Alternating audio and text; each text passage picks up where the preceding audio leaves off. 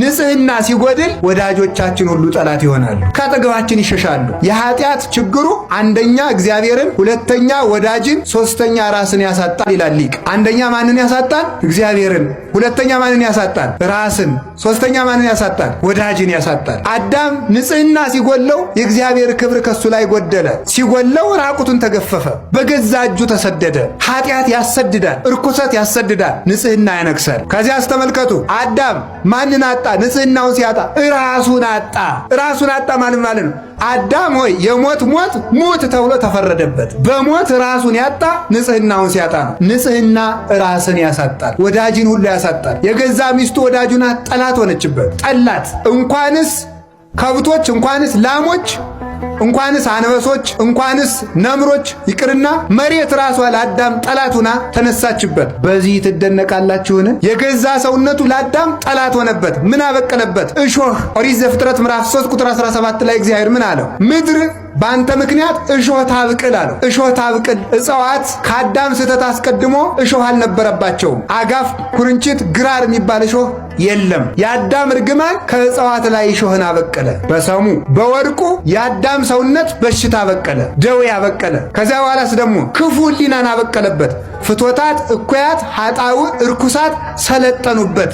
ስለዚህ ኃጢአት ይላሉ ሊቃውንት አራት አይነት ሞት ያመጣል ይላሉ። የመንፈስ ሞት፣ የሥጋ ሞት፣ የህሊና ሞት እና የዘላለም ሞት። አራት ሞቶችን ይወልዳል ማን? ኃጢአት። ንጽህና ደግሞ ከነዚህ ነው። የሥጋ ሕይወት፣ የነፍስ ሕይወት፣ የህሊና ሕይወት፣ የዘላለም ሕይወት ማን ይሰጣል? ንጽህና። የሥጋ ሞት መቀሰፍ ነው፣ ያለ ዕድሜ መሞት ነው። አዳም በ935 ዓመቱ እንዲሞት እግዚአብሔር አልፈቀደም ነበር። ዘላለም እንዲኖር ነበረ ዕድሜው የተቆረጠ በንጽህና ጉድለት ነው። ቅስፈት የሚመጣ በንጽህና ነው። ንጽህና ሲጎል ቅስፈት ይመጣል። የሰው ዕድሜው ዛሬ ቢበዛ ስንት ነው? 70 ወይም 80። አዳም ያተረፋት እንዳረጎት ዛሬ እኛ እንኖራለን ማለት ነው። የአዳም ዕድሜው 930 ዓመት ስለነበረ፣ ስለዚህ ዕድሜን የቆረጠው ዝሙት ነው። እርኩሰት፣ ኃጢአት ዕድሜን ይቆርጣል። ከዚያ ስጋው ሞተ፣ ፈረሰ፣ በሰበሰ። የህሊና ሞት ምንድን ነው? ቀቢጸ ተስፋ፣ ብቸኝነት፣ ብሶት፣ ኃጢአት፣ በህሊና መውጠት፣ መውረድ፣ መታወክ፣ ሰላም ማጣት፣ እየበሉ መራብ፣ ለብሶ መብረድ፣ ከሰው መሃል ሆኖ ብቸኝነት፣ ተሹሞ ሽረት፣ ውርደት፣ ድካም፣ ምንም እርካታ ቢስ መሆን፣ ደስታን ማጣት፣ ስደተኛ መሆን፣ ከቤት ውስጥ ተቀምጦ መቅበዝበዝ፣ ሀገር ባለበት ከተማ መሃል ተቀምጦ ሰው ሁሉ ሙቶ አልቆ እኛ ብቻችን የቀረን እስኪመስለን ድረስ የብቸኝነት ስሜት መኖር፣ ምድር መጥበብ፣ የት ልሄድ ማሰኘት። አንድ መነኩሴ ጀማሪ መነኩሴ ነው። ገዳም ሂዶ ኃጢአትም ቢያለው ገዳም ገብቶ ኋላ ለአንድ ትልቅ አባት ሂዶ አባቴ ኃጢአትም ቢያለኝ አለው። ይሄንን ዓለም ጥለኸው ሂድ አሉት።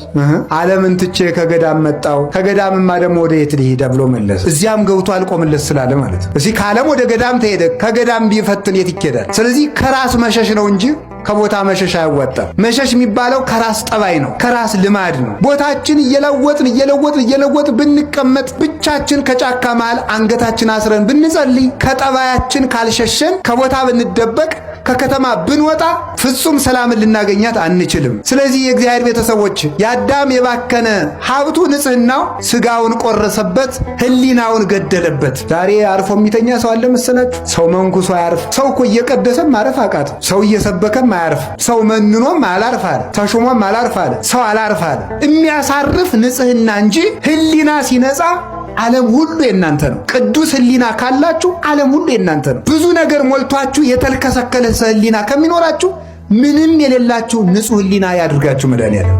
ንጹህ ህሊና ያለው ሰው ባለጸጋ ነው እያልኳችሁ፣ በዓለም ላይ ያለ ፍጹም ባለጸጋ ያንን የሚጠብቅበት ስርዓት አለው። እኔ ችግር ዝርዝሬ ትቻችሁ አልሄድም፣ መፍትሄውን ነግራችኋለሁ። ንጽህና ሲጎል የምን ሞት ይመጣል? አንደኛ የሥጋ ሞት በሉ እንጂ እርግጠኛ ሆኜ ልንገራችሁ አንድ ነገር፣ የሚሞቱ ሰዎች የበዙትና ሀገራችን የምትታመሰው በክፉ ሰዎች ነገር መጎንጎን አይደለም፣ በእኛ መርከስ ነው። እኛ ንጹህ ከሆን ክፉ የሚመክሩ ሰዎችን ምክር ማን ያደርገዋል? እግዚአብሔር ይሽረዋል። የመካሪዎችን ምክር የሚሽር የሚያስረሳ እግዚአብሔር ጥበበኛ ነው። ምክርን የሚሽር ኃይልን የሚያደቅ ነው። የጎደለን ምንድነው ካልኳችሁ ንጽህና። እግዚአብሔር የትም ቦታ ንጽህና አጥቷል ነው የምላችሁ። ንጹህ ከሆን እግዚአብሔር የሰው ችግር የለበትም። እግዚአብሔር በሰራዊት አይዋጋም። እግዚአብሔር ዝምታውም ውጊያ ነው። ግን ቅድስና ይሞላል። ህሊናችን ሙቷል። አሁን እኮ እንደዚህ ብሎ ተስፋ ቁርጥ ያደርግ እኮ ነው ዝም ብሎ ማለት መንግስተ ሰማያትን ማን አይቶት ብለን ነው ይላል። በቃ ምንም ለመብላት በቃ መተኛ ምንም። አሁን ደግሞ ትንሽ